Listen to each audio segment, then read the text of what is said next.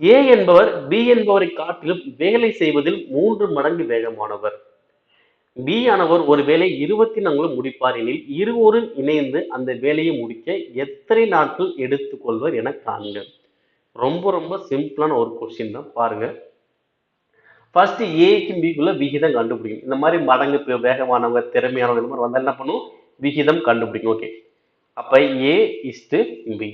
Okay, first என்ன கண்டுபிடிக்கணும்னா இங்க யாரு திறமையானவங்கன்னு கண்டுபிடிக்கணும். ஓகேவா, இங்க யாரு திறமையானவங்க?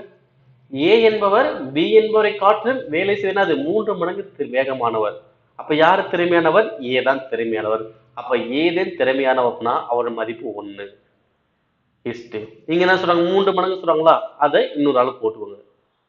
ஓகேங்களா, அவ்வளவுதான்ப்பா. ஓகேங்களா, இங்க யாரு திறமையானவங்களோ அவங்க மதிப்பு 1. அப்ப ஏ தான் திறமையானவர், அவ மதிப்பு 1. அப்ப இந்த 3 மடங்கு பிக்கு வரும், அவ்வளவுதான். அப்போ 1:3. அடுத்ததுல பாருங்க, பி வந்து என்ன பண்ணுவாரு, ஒருவேளை 24 நாள் முடிப்பார். அப்ப பி வந்து என்ன பண்ணுவாரு, 24 நாட்கள்ல முடிப்பாரு. அதாவது 3 பங்கு தான் 24. அப்ப எனக்கு ஒரு பங்கு எவ்வளவு வரும், 8 நாள். அப்ப ஏ வந்து ஒரு எத்தனை முடிப்பாரு, 8 நாள் முடிப்பாரு. பி வந்து ஒரு வேலையை 24 நாள் முடிச்சாரு அப்படின்னா ஏ வந்து அது எத்தனை முடிப்பாரு, 8 நாள் முடிப்பாரு, முடிஞ்சு போச்சு. ஓகே, அப்ப ஏ வந்து ஒரு வேலையை 8 நாள், பி வந்து எவ்வளோ, 24 நாட்கள். ஓகேவா, நம்ம கொஸ்டின் கேட்கிறாங்க இருவரும் இணைந்து அந்த வேலையை எத்தனை நாள் சேர்ந்து முடிப்பாங்க. அப்ப இருவரும் இணைந்துனா ஏ பிளஸ் பி. ஏ பிளஸ் பி எப்படி கண்டுபிடிப்போம், 2 நம்பரையும் பெருக்கும். அப்ப 8 × 24 வகுத்தல், அடுத்து ரெண்டையுமே கூட்டணும், கூட்டினா 32.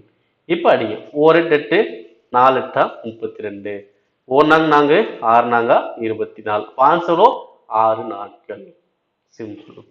ஓகேவா, இந்த கொஸ்டினை பொறுத்த மேக்ஸிமம் நிறைய பேர் என்ன மிஸ்டேக் பண்ணுவோம்னா ஏ தானே 3 மடங்கு வேகமானவர், அப்ப ஏ வந்து 3, பி வந்து 1ன்னு போட்டுருவாங்க. அது பண்ணாதீங்க. யாரு திறமையானவங்களோ அவங்க மதிப்பு தான் 1.